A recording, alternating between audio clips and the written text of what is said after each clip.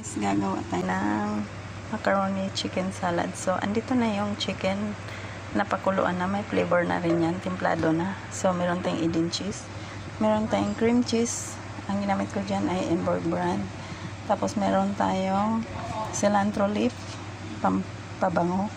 Tapos, meron tayong Del Monte pineapple tidbits at saka yung ram na pickles na tinagtad na. So, simula na tayo guys. So, ilagay ko na ang pasta. So, napakuluan na yung pasta at saka yung pasas. Ilagay ko na kasi dito tayo maghalo. Dito tayo magbabase kung gaano kadaming cream ang ilagay. So, maglagay ako ng mayonnaise. Japanese mayonnaise. So, hindi natin damihan ng mayonnaise kasi elderly nga ang kakain. Snack nila bukas. So, lagyan ko na ng salt. Tapos, pepper. Black pepper. Ground. Tapos, maglagay tayo ng condensed milk. So, yan. Hindi rin sobrang dami. Kasi meron tayong cream densada na ilagay. Pero hindi rin ganong madami. Yan. Angel cream densada. Yung condensed milk ko ay Alaska. Tapos maglagay pa tayo ng Nestle all-purpose cream. So, yan. Halo-halo lang. Halo-halo na lang. Tapos yung kung gaano kadami ang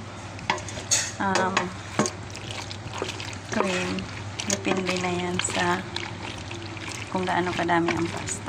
So, tansya-tansya lang guys. Tapos, imimix lang. Tinanggal ko yung carrots guys kasi bawal sa kanila ang hilaw na carrots kasi nga mga elderly ang kakain. So, bawal ang hilaw na carrots. Actually, hindi yata kakainin yung pinya. Pero ang pinya ay pamba-flavor din dyan. Ang pabalance ng sweetness. So, nilagay natin.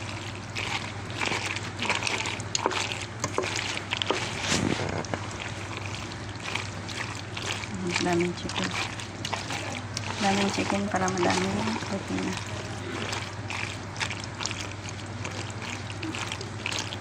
Yan, masarap yun kasi meron siyang Eden cheese at saka cream cheese. Tapos full of nutrients dahil may damo ng cilantro pinagtat.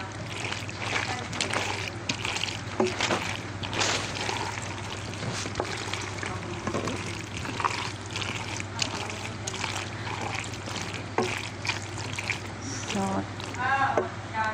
tingin ko dagdagan na lang natin ng cream densada konti.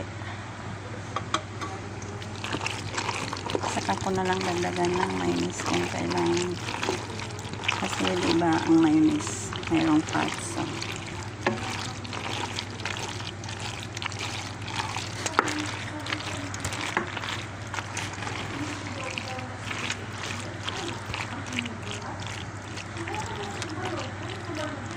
So, okay na to guys.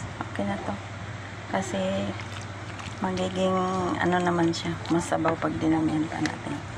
So, that's it guys. Thank you so much for watching. I hope you will subscribe.